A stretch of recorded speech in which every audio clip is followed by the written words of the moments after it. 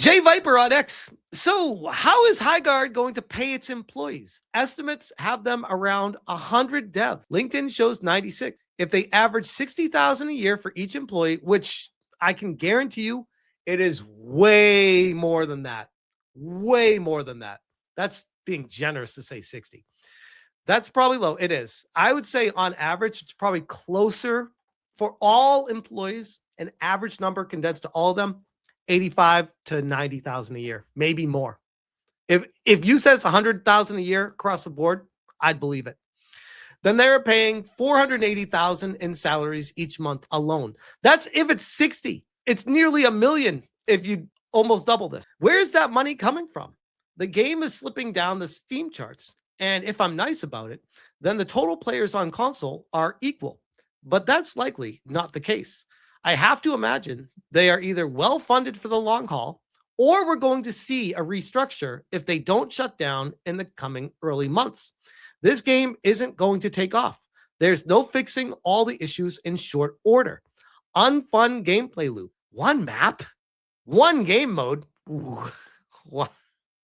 Wow. Long downtimes, long runs from spawn, no PvE to add action and POI, generic gunplay, bland character designs. How did this game get released in this state? And no, 5v5 isn't another mode.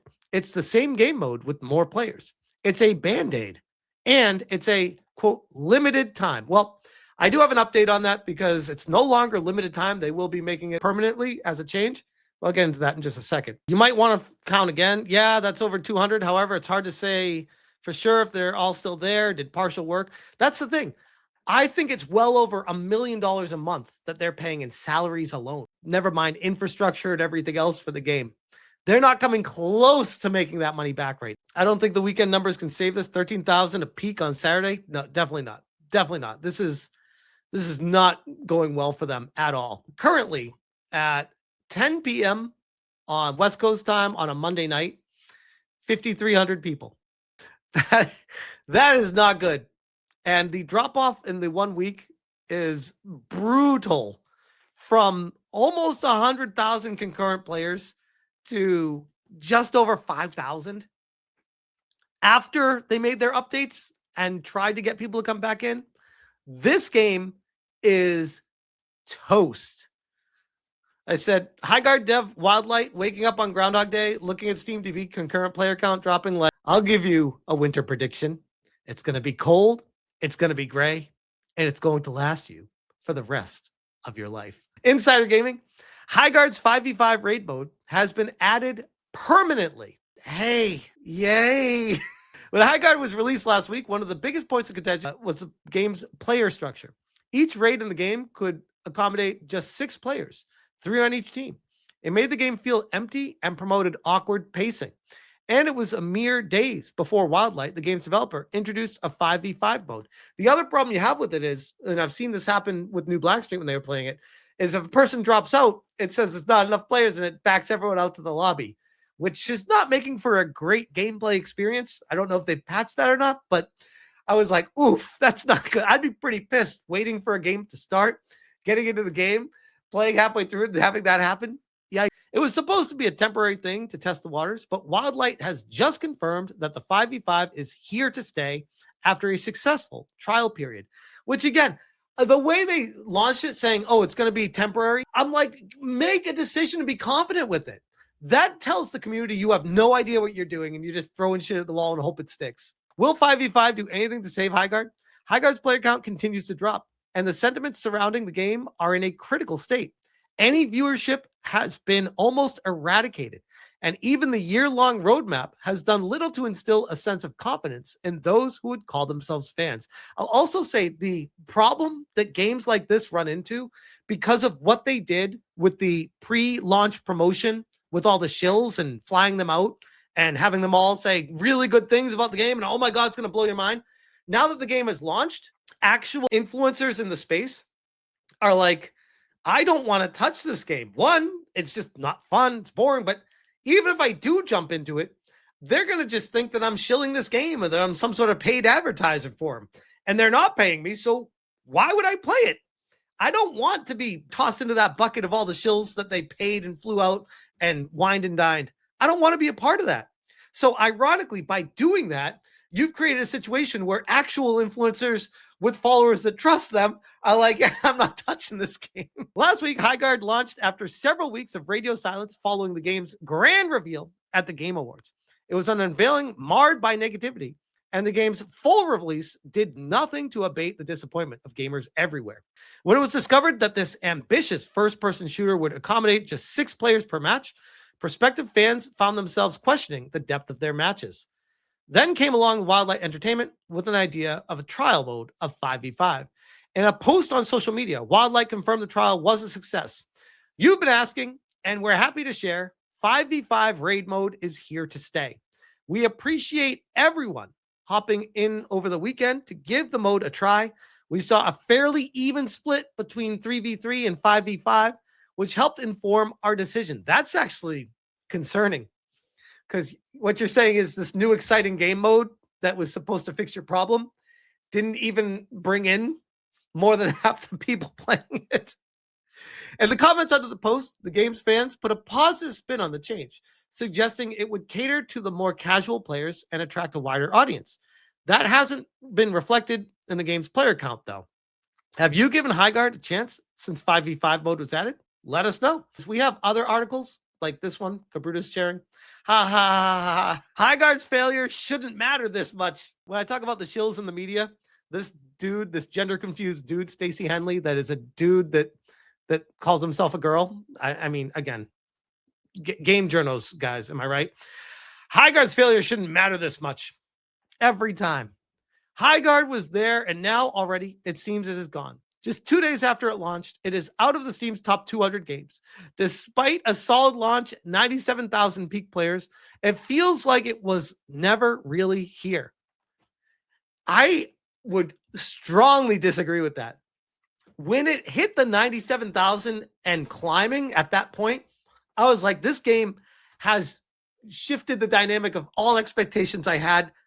Highguard is here, and it made the impact that Jeff Keighley was predicting it would. And then reality struck, and people played the game and realized that it really wasn't anything special, new, or that they wanted to bother continue spending their time on. Time is everyone's most valuable asset, not money. So when this game comes in, everyone wants to try because it's free. They have no financial attachment to the game, and they move on from it. It couldn't hold the player base. So yes, the game was here, and it didn't hold the people, and it lost. You could argue the biggest fault of Highguard was launching in a state of not being fully fleshed out, not actually knowing what the game should have been. 3v3 launches, everyone plays it. Feedback is not enough players. It's too empty. It's desolate maps. We need more players. Shit, you could have got that with a beta test. Almost feels like you rushed this game out because financially you needed the money and you couldn't delay it any longer. I don't know. I wonder. I really do wonder. It's hovering around the 4,000 to 5,000 concurrent player count on Steam right now. Like I said, Pirate Nation says Highguard now has fewer than 4K concurrent players on Steam. How long until they shut it down? As was quote tweeted by Kyle. When Jeff Keighley and the gay jury choose an unpopular flash bowl cut lesbian game for impact, I'd like to be regarded as the Highguard of the year. 2023 was Alan Wake struggling to break even. 2024 was Astrobot. 2026 will need an in memorandum for record-breaking layoffs. Permaban. Team Fortress 2 is forever. Look at this comparison. Oof. How old is Team Fortress 2, by the way? It's going to be coming up on, what, 2 decades?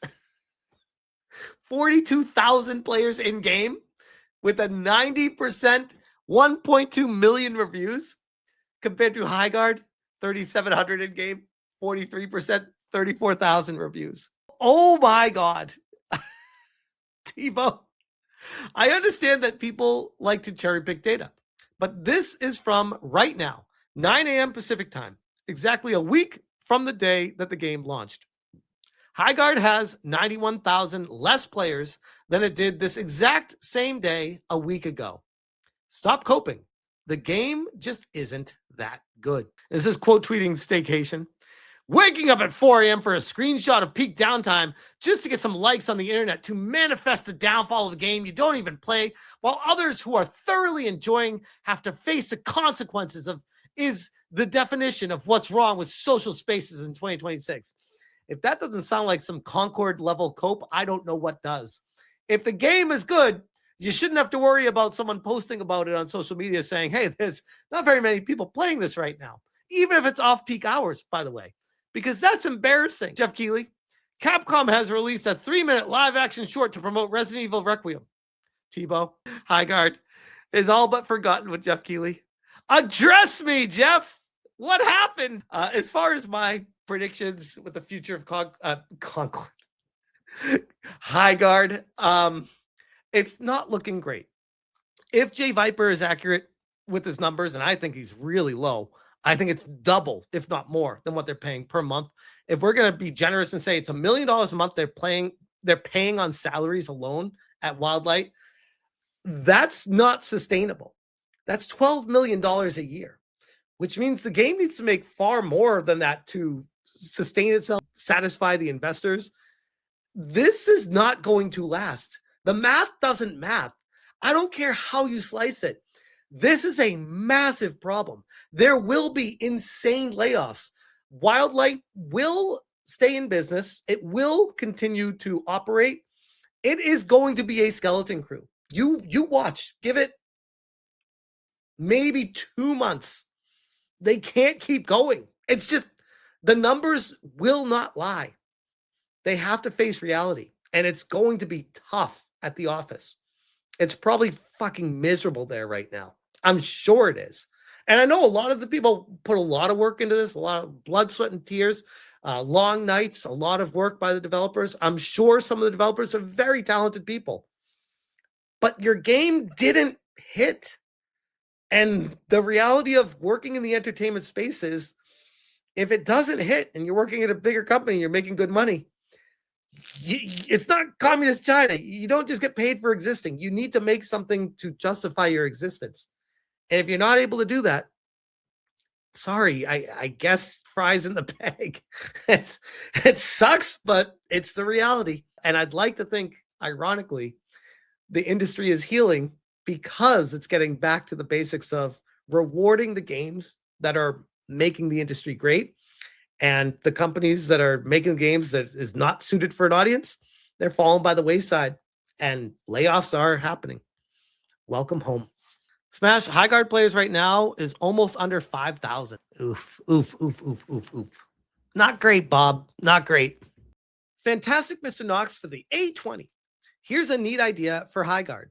Add AI enemies into the mix so it's not all that boring. Titanfall had these, and it kept the game moving. And get rid of farming crystals for currency, and instead make kills add currency. Based, amazing, great ideas. Especially for if someone's going to drop out and it ruins the match.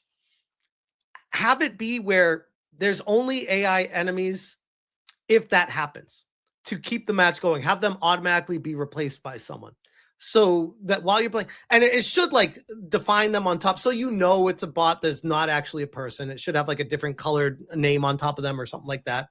So you know, oh, okay, that's actually a bot that replaced somebody in the game, but allows the game to continue playing. 100%. The technology is there for that right now. So they have no excuse on that end.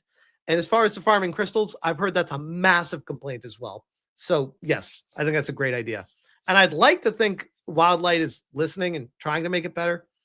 But my concern is this is all great ideas or not. It's all too little too late. And I think deep down, they know that right now.